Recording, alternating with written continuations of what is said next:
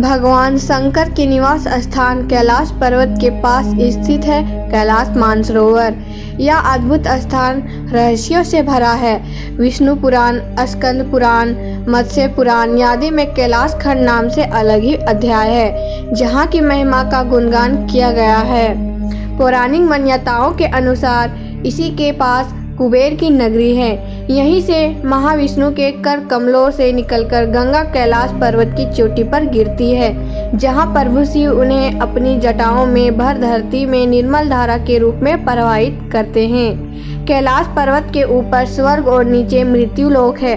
आओ जानते हैं कैलाश पर्वत पर होने वाली अलौकिक शक्तियों के बारे में। तो सबसे पहले हम बात करते हैं कैलाश पर्वत की। तो कैलाश पर्वत को भगवान शिव का स्थान माना गया है। धरती के एक छोर पर उत्तरी ध्रुव है और दूसरे छोर पर दक्षिणी ध्रुव है। इन दोनों के बीचों बीच हिमालय स्थित है। हिमालय के केंद्र में कैलाश पर्वत है।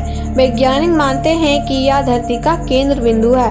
कैलाश पर्वत केवल हिंदू ही नहीं बल्कि जैन, बौद्ध और सिख धर्म के लोगों के लिए भी विशेष महत्व रखता है। कैलाश पर्वत की बात करें तो कैलाश पर्वत एक विशाल पिरामिड नुमा पर्वत है।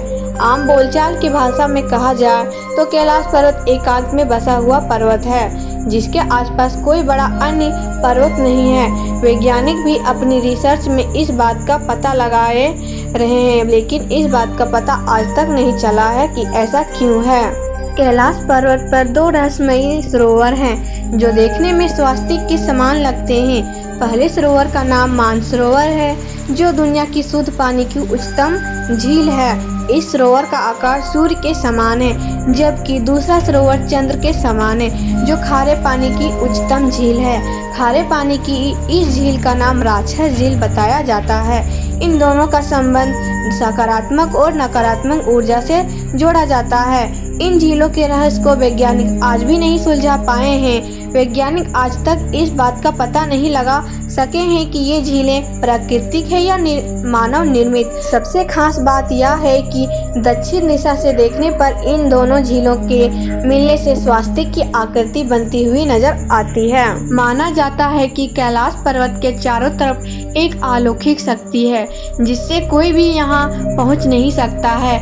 वैज्ञानिकों ने कई बार यहाँ पहुंचकर कैलाश पर्वत के रहस्यों को जानने की कोशिश की है, लेकिन यहाँ कोई भी आसानी से नहीं पहुंच पाया है।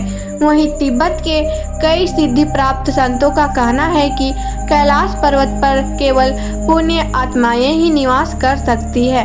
कैलाश पर्वत के चारों तरफ अलौकिक शक्तियों का प्रवाह है, जिससे केवल सिद्धि प्राप्त करके थैलीपैथी के माध्यम से ही वहां आसपास रह रहे आध्यात्मिक गुरुओं से संपर्क किया जा सकता है। कैलाश पर्वत या मानसरोवर झील के पास निरंतर डमरू बजने की आवाज आती है।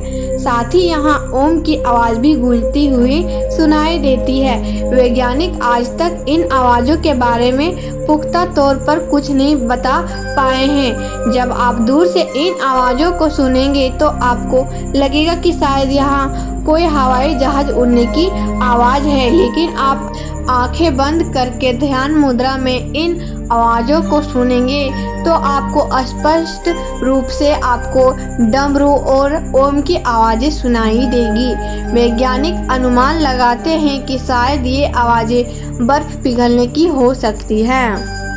कई लोग कैलाश पर्वत पर दिखने वाली 7 तरह की रोशनियों के बारे में भी बताते हैं। उनका कहना है कि रात के समय कैलाश पर्वत पर रंग बिरंगी 7 तरह की रोशनी नजर आती है। इन रोशनियों का प्रकाश इतनी तेज होता है जिसमें एक एक चीज बहुत स्पष्ट नजर आती है। वैज्ञानिक इस रहस्य का भी पुख्ता तौर पर पता नहीं लगा पाए हैं। वैज्ञानिकों का अनुमान है कि ऐसा चुंबकीय बल के कारण हो सकता है। आपने हिम मानव की कहानियां जरूर सुनी होगी, लेकिन आज तक कोई यह नहीं जानता कि क्या यह सच में हिम मानव या येती होते हैं। हिमालय के क्षेत्र में रहने वाले कई लोगों का दावा है कि उन्होंने विशालकाय हिम मानव को वे कैलाश पर्वत के आसपास के क्षेत्रों में घूमते हुए देखा है। हालांकि कुछ वैज्ञानिकों ने दावा किया है कि हिम मानव होते, लेकिन वैज्ञानिकों ने हिम मानव की बनावट, इतिहास आदि जानकारियों के विषय में पुख्ता तौर पर कुछ नहीं बताया है।